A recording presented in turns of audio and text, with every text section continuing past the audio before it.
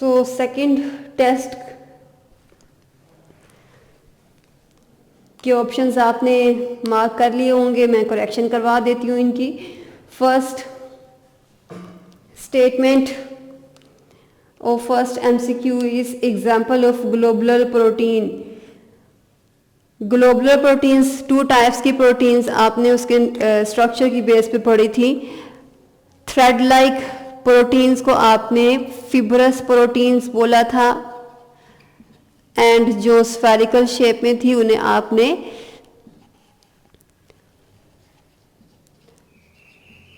Globular proteins कहा था। तो एंजाइम्स, बिकॉज अगर हम स्टडी करें तो एंजाइम्स टर्शियरी स्ट्रक्चर में, उनके ग्लोबुलर स्ट्रक्चर में आएंगे। तो ग्लोबुलर स्ट्रक्चर मीन्स के स्फेरिकल शेप के हैं, थ्रेड लाइक स्ट्रक्चर नहीं है जिस तरह के फिब्रस का होता है। सो आपका जो फर्स्ट ऑप्शन है, फिर इसका करेक्ट आंसर क्या होगा? Enzymes are globular proteins and enzyme is given in option B. So ये आपका ऑप्शन बी आपके फर्स्ट क्वेश्चन का आंसर होगा। Second is building block of proteins are. Building block means के किसी भी प्रोटीन को बनाने के लिए सबसे स्मॉलर मॉलिक्यूल कौन सा है।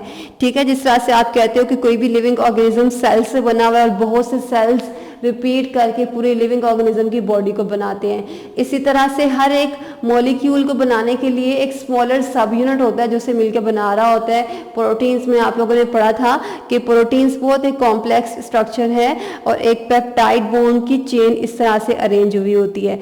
ये पेप्टाइड बॉन्ड्स के दरमियान ये जो मॉलिक्यूल्स हैं ये अमीनो एसिड्स के हैं। ठीक है, सो अमीनो एसिड्स के जो बिल्डिंग ब्लॉक्स हैं, बिल्डिंग ब्लॉक्स मीन्स के सबसे स्मॉलर यूनिट कौन सा कंबाइन कर रहा है इसमें, वो अमीनो एसिड्स है। सो आपका एमसीक्यू 2 का करेक्ट ऑप्शन क्या होगा? अमीनो एसिड्स, जो कि ऑप्शन बी में गिवन है।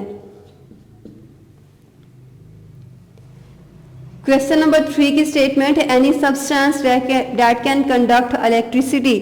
इलेक्ट्रिसिटी मीन्स के वो चार्जेस को अलाउ करता है कि चार्जेस पास हो जाए, उसे आप कहते हो कि वो इलेक्ट्रोलाइट है। ठीक है, कोई भी ऐसा सब्सटेंस जो कि इलेक्ट्रिसिटी को कंडक्ट कर सकता है वो इलेक्ट्रोलाइट है, जो नहीं करेगा वो इंसुलेटर है। इलेक्ट्रोलाइट कंडक्टर होता है, कंडक्ट करवा सकता है, अलाउ करता है कि इलेक्ट्रिसिटी पास हो जाए। सो यहाँ पे फिर आपके क्वेश्चन नंबर 3 का करेक्ट ऑप्शन बी होगा। Question number 4 carbohydrates with short carbon chains are called. Short carbon chains की बात हो रही है, कार्बन चेन्स की बात हो रही है। इट मीन्स के मॉलिक्यूल तो एक ही है, मॉलिक्यूल एक है, इट मीन्स कि उसके अंदर कार्बन का एटम वेरी कर सकता है। ठीक है, हम शॉर्ट कार्बन चेन मीन्स के हम कार्बन के एटम्स की बात कर रहे हैं, हम मॉलिक्यूल्स की बात नहीं कर रहे। इट मीन्स कि यहाँ पे कार्बन एटम्स का नंबर वेरी कर रहा है लेकिन मॉलिक्यूल सेम रह रहा है। तो यहाँ पे हम किस कार्बोहाइड्रेट की बात कर रहे हैं? मोनोसेक्राइड्स की। ठीक है, मोनोसेक्राइड्स के अंदर आप लोगों ने पढ़ा था कि एक ही शुगर का मॉलिक्यूल है लेकिन कार्बन के एटम्स जो हैं वो वेरी कर सकते हैं। अब यहाँ पे कार्बन के जो एटम्स हैं, कार्बन के एटम को कार्बन की चेन से रिजेंबल किया गया है। तो अगर आप कार्बन के एटम को स्टडी कर रहे हो, मॉलिक्यूल्स को स्टडी नहीं कर रहे, तो ऑब्वियसली फिर ये आपका कौन से वाले सेक्राइड्स होंगे? मोनोसेक्राइड्स। अगर मॉलिक्यूल्स का नंबर ज्यादा होता तो वो ओलिगोसेक्राइड्स या फिर वो पॉलीसेक्राइड्स होता। सो यहाँ पे मॉलिक्यूल एक है लेकिन कार्बन की चेन वेरी कर रही है, तो ये मोनोसेक्राइड्स हैं। सो क्वेश्चन नंबर 4 का करेक्ट ऑप्शन आप क्या मार्क करोगे? Option A. क्वेश्चन नंबर 5 को देख लेते हैं। इफ एन एटम गेन्स और loses an electron from an electric charge the resulting bond is.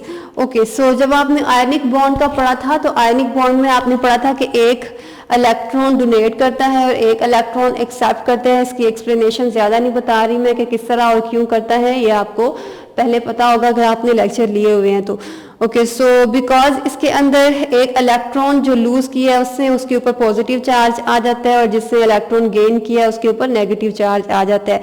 तो डिफरेंट चार्जेस की वजह से ये दोनों जो हैं एक दूसरे के साथ फोर्सेस की वजह से अट्रैक्ट रहते हैं और डिफरेंट चार्जेस की वजह से कैटायंस और एनायंस की वजह से जो बॉन्ड बन रहा होता है उस बॉन्ड को आप आयोनिक बॉन्ड कहते हो। ठीक है। सो यहाँ पे इलेक्ट्रॉन्स के डोनेट या एक्सेप्ट करने से चार्जेस आ जाएंगे और चार्जेस आने की वजह से इनकी फोर्स ऑफ अट्रैक्शन इनके अंदर ज़्यादा हो जाएगी बिकॉज ऑपोजिट चार्जेस हैं। और बॉन्ड कौन सा होगा? Ionic bond. इसकी डिटेल नहीं बता रही, जस्ट आपको कैटाइन और एनाइन के ऑपोजिट चार्जेस मैंने बता दिए। इससे पहले डिटेल आप पढ़ चुके हो। Question number 6, molecule that contain carbon atoms. Okay, यहाँ पर जस्ट कार्बन एटम्स लिखा हुआ है लेकिन बहुत कम रेशो में इसके साथ हाइड्रोजन भी होती है।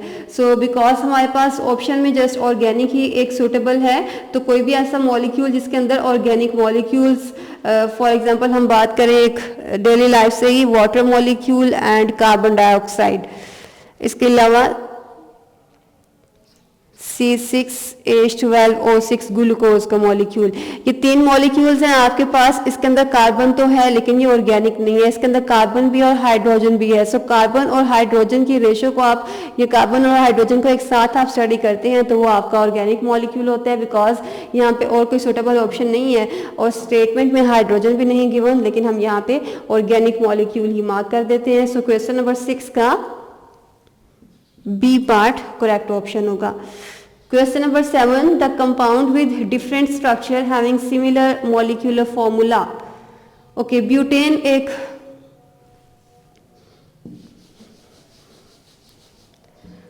ब्यूटेन आप लोगों ने पहले पढ़ा हुआ है जब डिटेल के साथ बताया था, लेकिन यहाँ पे थोड़ा सा बता देती हूँ। CH3, CH2, CH2 and CH3 4 carbons की एक चेन होती है। ओके, अब यहाँ पे फॉर एग्जाम्पल हम एक अल्कीन स्टडी कर रहे हैं। ओके, अब ये वाला जो मॉलिक्यूलर फॉर्मूला है, ये 2 तरह से स्ट्रक्चर्स इसके हो सकते हैं। ये दोनों स्ट्रक्चर्स मैं यहाँ पे ड्रॉ कर देती हूँ।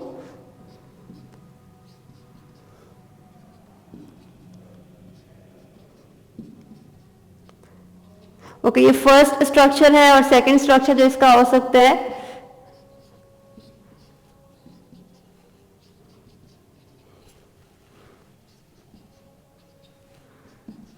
ओके, ये 2 स्ट्रक्चर्स हैं और ये दोनों स्ट्रक्चर्स अरेंजमेंट डिफरेंट है। सो कोई भी ऐसा मॉलिक्यूल जिनका मॉलिक्यूलर फॉर्मूला सेम है लेकिन उनके स्ट्रक्चरल फॉर्मूलाज डिफरेंट हैं, तो ऐसे मॉलिक्यूल को आप क्या बोलोगे? क्वेश्चन नंबर 7 हम देख रहे हैं आइसोमर्स, और आइसोमर्स किस ऑप्शन में गिवन है? ऑप्शन डी में।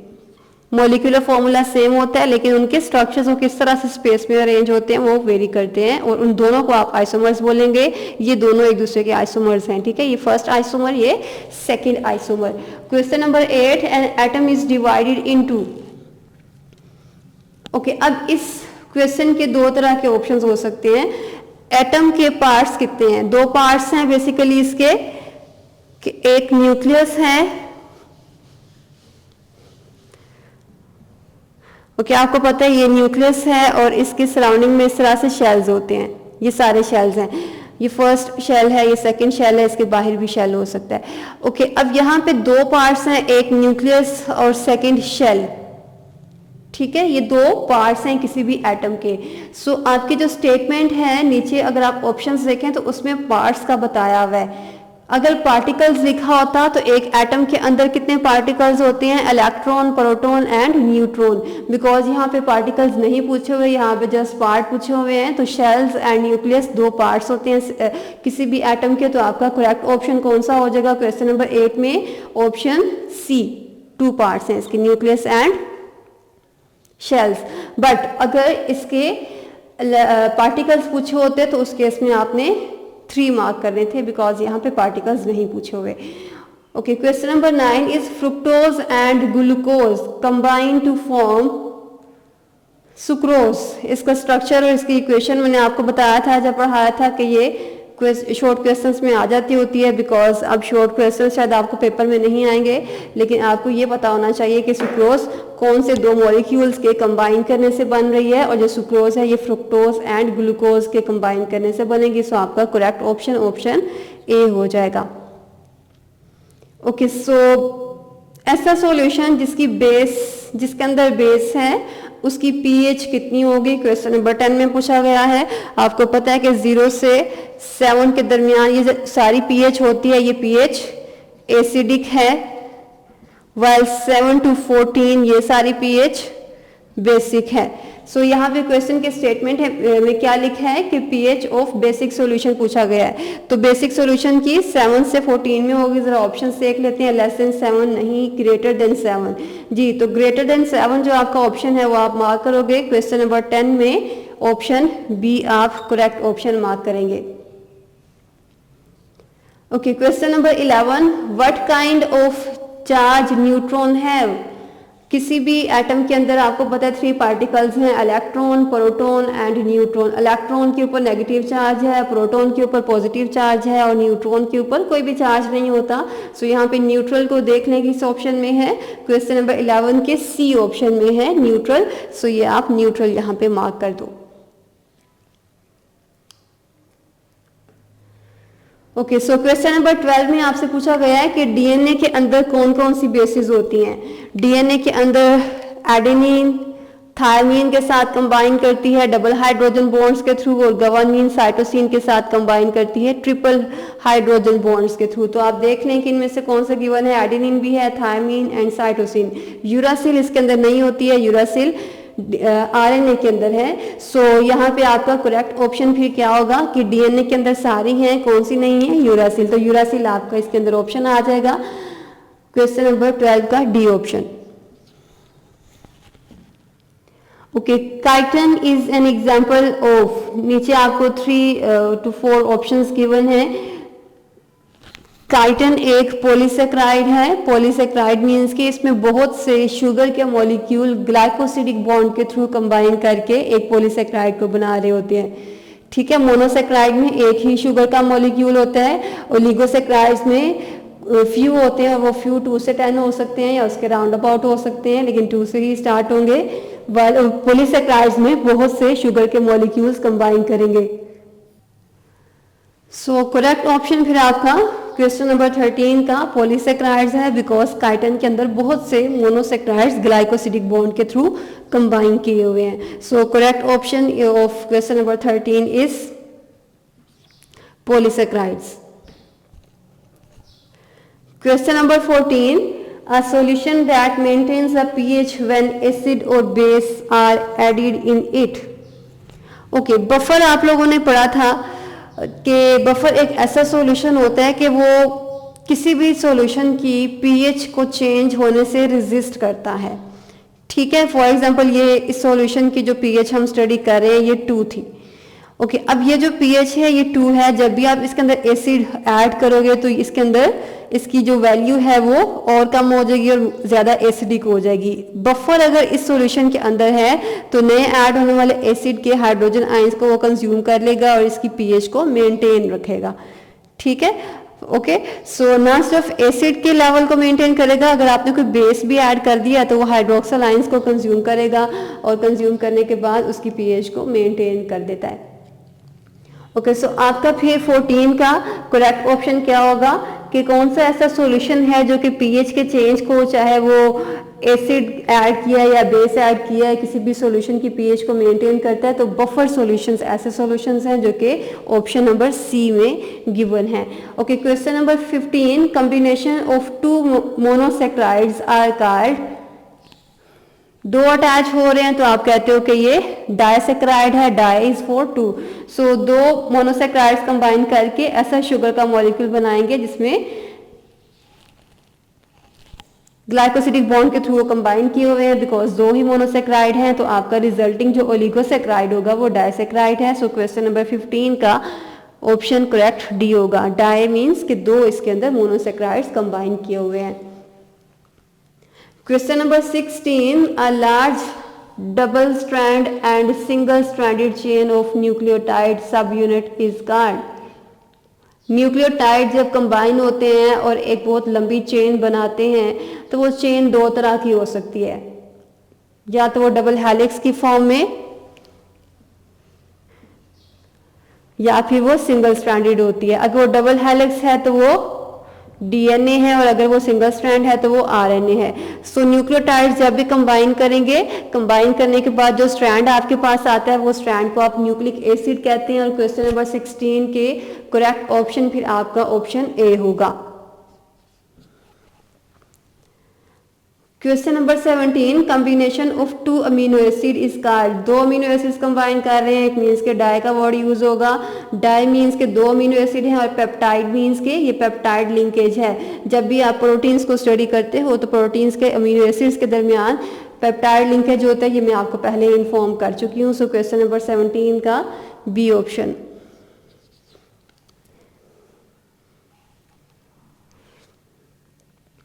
Question number 18, maltose is a combination of 2 molecules. 2 glucose के मॉलिक्यूल कंबाइन करते हैं तो माल्टोज बनेगा। ग्लूकोज आपके ऑप्शन बी में कंबाइन गिवन है, तो आपका क्वेश्चन नंबर 18 का करेक्ट ऑप्शन ग्लूकोज मीन्स के ऑप्शन बी है। Link between 2 amino acid is called peptide bond. Amino acid का स्ट्रक्चर आपको पता है कि जब भी इन्होंने कंबाइन करना होता है, हाइड्रोक्सिल ग्रुप,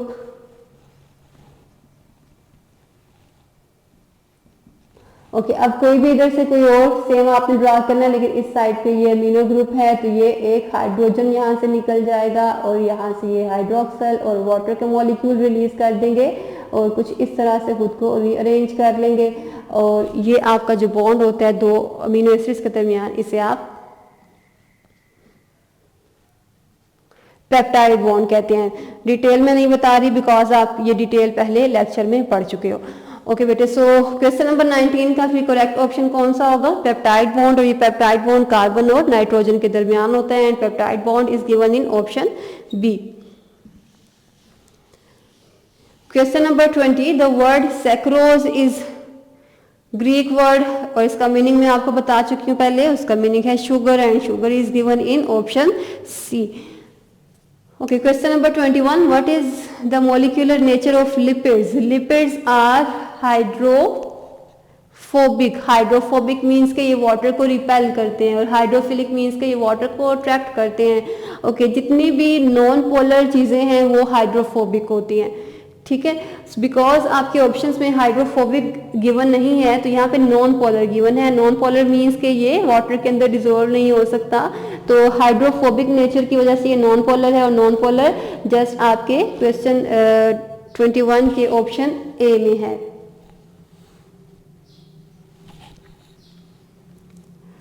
ठीक है, सो लिपिड्स की मॉलिक्यूलर नेचर क्या होगी? वो हाइड्रोफोबिक होते हैं। हाइड्रोफोबिक मीन्स के इनके अंदर चार्जेस नहीं है, और चार्जेस ना होने की वजह से आप कहते हो कि ये नॉन पोलर हैं।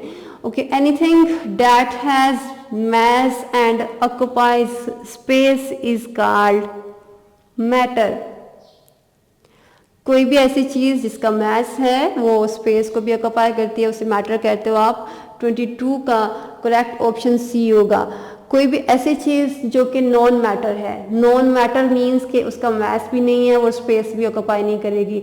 सबसे स्मॉलेस्ट जो थिंग आप ऑब्जर्व करते हैं अपने सराउंडिंग में, वो कोई नीडल हो सकती है, वो मार्कर, डस्टर, कोई भी ऐसी चीज़ जो कि स्पेस के अंदर कोई ना कोई थोड़ी सी जगह ले रही होती है, चाहे वो जितनी भी छोटी है वो जगह ले रही है, इसके अलावा उसका मास भी है, तो उसे आप कहते हो कि ये मैटर है। कोई भी नॉन मैटर चीज़ अगर हम स्टडी करना चाहें तो जैसे लाइट है, किसी भी टॉर्च से निकलती हुई या साउंड को आप मेजर नहीं कर सकते, उसका मास नहीं है, वो कोई स्पेस नहीं लेती। साउंड की भी स्पेस नहीं लेती है, उसका मास भी नहीं होता। लाइट भी कोई स्पेस नहीं लेती, उसका भी मास नहीं होता, तो वो नॉन मैटर हैं। तो जितनी भी चीज़ें हमारे इन्वायरमेंट में जिनका मास है और जो स्पेस ऑक्यूपाई कर रही होती हैं, उन्हें आप कहते हो कि ये मैटर है। Okay, question number 23, stored carbohydrate in plant is. Okay, जब हमने कार्बोहाइड्रेट्स पढ़ा था तब मैंने डिटेल के साथ आपको बताया था कि किसी भी प्लांट की बॉडी के अंदर जितनी भी एक्स्ट्रा फूड होती है वो स्टोर करवा दी जाती है, और प्लांट्स की बॉडी के अंदर एक्स्ट्रा फूड जो है वो स्टार्च की फॉर्म में स्टोर करवाई जाती है, और ह्यूमंस की बॉडी के अंदर जो एक्स्ट्रा फूड है या बाकी एनिमल्स की बॉडी के अंदर वो ग्लाइकोजन की फॉर्म में स्टोर करवाई जाती है।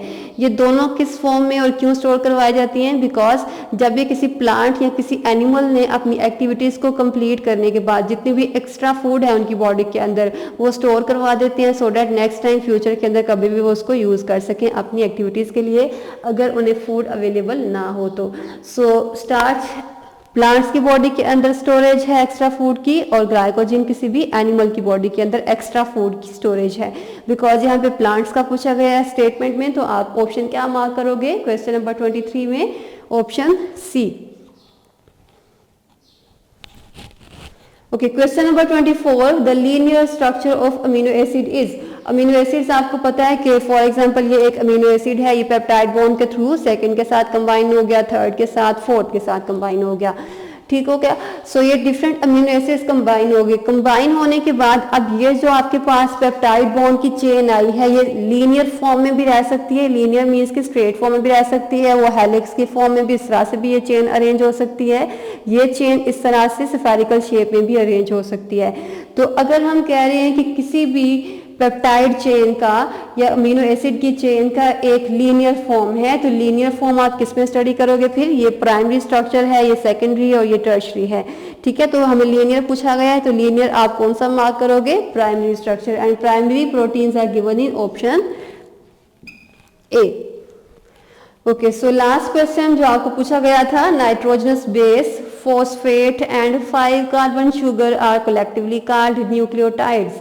न्यूक्लियोटाइड्स बेटे किसी भी न्यूक्लिक एसिड का सबसे स्मॉलर यूनिट है जो कि कंबाइन करके उसे बना रहा होगा, ठीक है।